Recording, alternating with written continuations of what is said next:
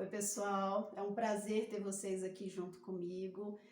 Como todos sabem, essa página é uma página para trabalhar a questão do luto, né? Algum tempo que eu venho desenvolvendo assuntos relacionados ao luto. O próximo final de semana nós vamos comemorar o Dia das Mães, né? Que para muitos é uma data comemorativa e para outros é uma data difícil, uma data que traz muitas lembranças, algumas dores. E hoje eu trouxe uma convidada muito especial, uma amiga muito querida, a Estela, que veio contar pra gente um pouquinho da sua história. A Estela, a mãe dela faleceu quando ela ainda era muito nova e ela vai relatar um pouquinho pra gente como é que foi ter perdido a mãe tão cedo, com quem que ela viveu, como é que foi o decorrer desses anos, como é que você passou todas essas, tanto a parte de batalha como as vitórias. Como é que foi para você, desde o luto da sua mãe até chegar até aqui? E você se apresenta, por favor, é um prazer ter você aqui, estou muito feliz de você inaugurar essa parte da página, né, dos vídeos. Então, Estelinha, seja muito bem-vinda e muito obrigada por estar aqui com a gente. Eu que agradeço, Carla, pela oportunidade e eu espero contribuir com a página, com com toda a nossa carga que nós traremos aqui sobre o luto. Primeiramente, meu nome é Estela Alves, eu tenho 31 anos, sou advogada. Hoje eu vou relatar sobre a minha jornada íntima diante da perda da minha mãe. Perda em tese, porque a gente sabe que não perdemos ninguém, né? Quando a gente tem o entendimento diante da vida, a gente entende que não perde ninguém. Apenas uma distância, né? A minha mãe faleceu, eu tinha 14 para 15 anos. Ela faleceu dia 3 de agosto, que inclusive na minha casa todos nós fazemos aniversário em agosto, então faltavam 15 dias Todos, para o seu pai, você? meu pai, meu irmão e eu fazemos aniversário em agosto, e a minha mãe faleceu em agosto também. E faltavam aí 15 dias para um marco na minha jornada, né? Que são os 15 anos de uma adolescente, uma pré-adolescente na fase para adolescência. E uma idade que precisa muito da mãe, né? Sim, são muitas dúvidas diante da adolescência, da transição, né? Da pré-adolescência para adolescência, da entrada na minha jornada logo adulta, né? Então, eram muitas dificuldades, né, emocionais, psicológicas, de mulher também, porque lá em casa é meu irmão, meu pai e era minha mãe e eu. Então eu fiquei sem o esteio feminino para continuar a minha jornada. E sua mãe faleceu do que, Estela? A minha mãe, minha mãe era fumante e a minha mãe faleceu com 47 anos decorrente de uma insuficiência renal crônica e de um AVC. Um AVC que foi comprometido 47% do cérebro dela, e foram dias muito difíceis, onde ela ficou em coma, como induzido, e eu fiz 1000 promessas para minha mãe voltar, que eu cuidaria dela durante toda a minha jornada, mas chega um momento da vida que você abre mão do seu querer, né? E você libera o outro para o que Deus, né, ali trouxe no momento, que foi a partida dela. E aí você ficou morando com seu pai? Sim, morei com meu pai até os 20 anos, meu pai e meu irmão. E como foi ser criada por um pai? Eu e meu pai temos muita afinidade, mas algumas questões íntimas minhas, são o período menstrual, o período emocional, o lado mais frágil feminino, foi muito difícil. E eu tive muito amparo de tias, né? Minhas tias de Anápolis e uma tia minha me ajudaram muito. Mas a falta que a minha mãe fez, né, fez eu buscar em mães de amigas minhas, Essa mães. referência. Eu fui continuando a minha carreira com muitas lacunas, né? Meu coração, eu sempre, eu falo que eu me tornei uma pessoa muito carente, né? Às vezes eu me pego conversando demais e me cobro. Isso é carência de ser ouvida, né? Mas com o tempo, todas essas questões emocionais, elas são tratadas. Você chegou a buscar ajuda? Você procurou uma ajuda terapêutica? De onde que veio toda esse auxílio durante todos esses anos? Então, logo nos primeiros anos do falecimento da minha mãe, eu tive que dar amparo para o meu pai e para o meu irmão. Porque o meu pai, eu lembro muito bem que na época, o meu pai sofreu muito com o luto, né, com a dificuldade de continuar, e principalmente o meu irmão.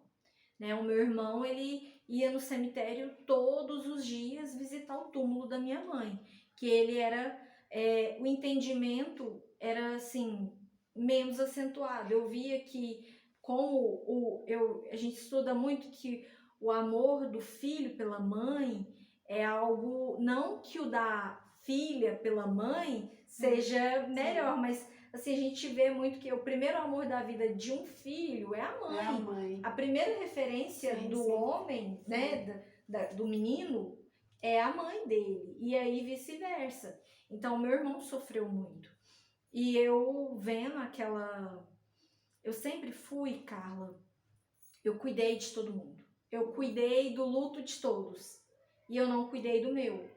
E a gente precisa viver o luto para não estender também esse luto para a vida toda, né? Isso. Cuidar do luto no momento em que é necessário, né? No Isso. momento da dor, né? E eu não vivenciei, porque eu cuidei do meu pai, cuidei do meu irmão.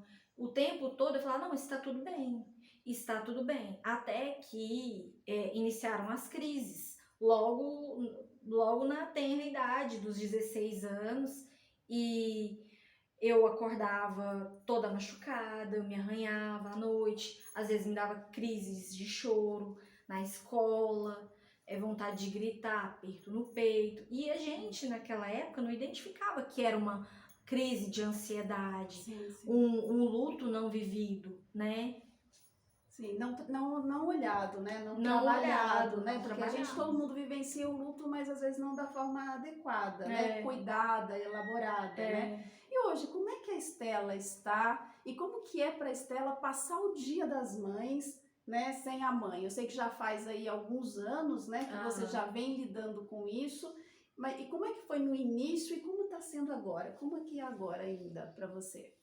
Olha, quando até eu identificar todos os meus gatilhos, todos os meus problemas emocionais através da psicoterapia, através da interação medicamentosa, foram muitas guerras de mim contra mim mesmo. Guerras internas. Guerras internas. É muita luta para entender o processo do que a minha ansiedade foi um luto que eu não vivenciei. E, às vezes, uma falsa aceitação de algo que eu não aceitava. Então, foi trabalhando muito intimamente que eu consigo hoje falar abertamente sobre a partida da minha mãe, sobre a vivência do luto, e aí hoje eu consigo. Eu entendo que a distância entre lá e aqui é muito curta para um amor que é tão gigante entre uma mãe e uma filha. Né? E eu falo assim que a saudade, ela é eterna, né? A dor, ela vai diminuindo com o tempo, mas a saudade, onde tem amor, ela vai ser para sempre. Sempre. Né? Vai ser sempre lembrada, a gente lembra com saudade, né? Sim. Às vezes eu olho pro céu assim e falo, mãe, como eu te amo. Obrigada por tudo. Mas hoje, e assim, essa relação íntima, né, que a gente tem, assim como a gente deve ter com o Criador, com Deus, né, sem adentrar na religião, na filosofia de vida. Então, essa relação que a gente tem com os nossos entes queridos que já não estão aqui mais, deve ser de muita ternura. Então, às vezes, igual o meu pai agora, começou um processo, uma questão de saúde, e eu trancafiei no banheiro e comecei a chorar. E falei, Senhor, será que eu vou dar conta de mais uma dificuldade? Porque assim, a minha mãe, todo o período que ela esteve doente, a gente acompanhou. Uhum. Então, eu sofri muito tempo, eu ia de médico em médico, porque eu me tornei uma pessoa hipocondríaca, né? Eu tinha medo, e eu tinha necessidade de ser ouvida por médicos. Por quê? Porque eu entendia no meu íntimo que as doenças da minha mãe, a minha mãe não foi curada porque ela não ia em médico. Porque ela não tinha identificado que ela tinha um problema de saúde, né? Só que se a gente entender, todos nós temos dia de chegada e dia de partida. E às vezes nos falta resiliência para entender o processo de cada um. Estela, o que você pode deixar de mensagem para as pessoas que vão passar aí, talvez, o primeiro dia das mães sem a mãe por perto? Tem algum conforto, algo que você possa dizer para acalentar um pouquinho o coração dessas pessoas? Que o amor, ele é a ponte de tudo e que, muito embora cada um esteja passando pela dor, né, que tenha perdido, né, a sua mãezinha, que sinta a dor, sinta, mas até o ponto de você entender que a distância daqui até o outro lado da vida é curta e que o amor entre uma mãe e um filho, né, é muito pequeno diante da imensidão que é esse sentimento. Esse vínculo continua, né? Sempre. Nunca vai acabar, é um vínculo de mãe e filho. Nunca, né? Jamais. É um amor eterno. Faz parte a sua mãe faz parte da sua jornada. Se você não tem a sua mãe ali, ainda que na memória, no coração, você não prossegue.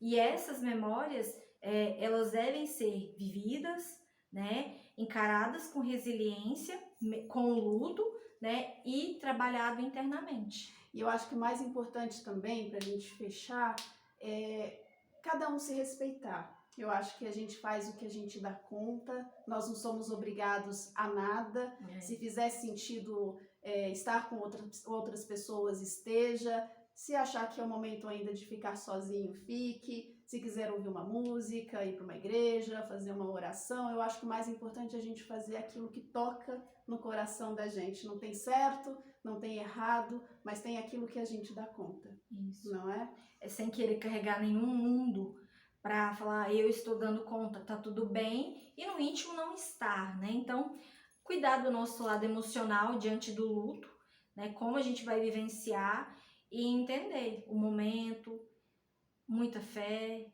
pedir auxílio, né? Se precisar, né? Se Hoje precisar. nós temos tantos auxílios, né? Amparos de amigos, auxílios terapêuticos, né? E lembrar que a gente não precisa passar por isso sozinho. Jamais. Né? Estela, gostaria de agradecer muito, muito, muito a sua vinda até aqui. Eu tenho certeza que algumas pessoas que vão ouvir, né, e que estão passando por esse momento, vão se sentir um pouco mais acalentadas, né, com um pouquinho mais de conforto no coração. Então, eu queria muita gratidão, agradecer muito a sua presença aqui. Um beijo grande e volte sempre que quiser, sempre que puder. Obrigada. Obrigada, viu? Tchau, pessoal. Até breve. Até breve. Tchau.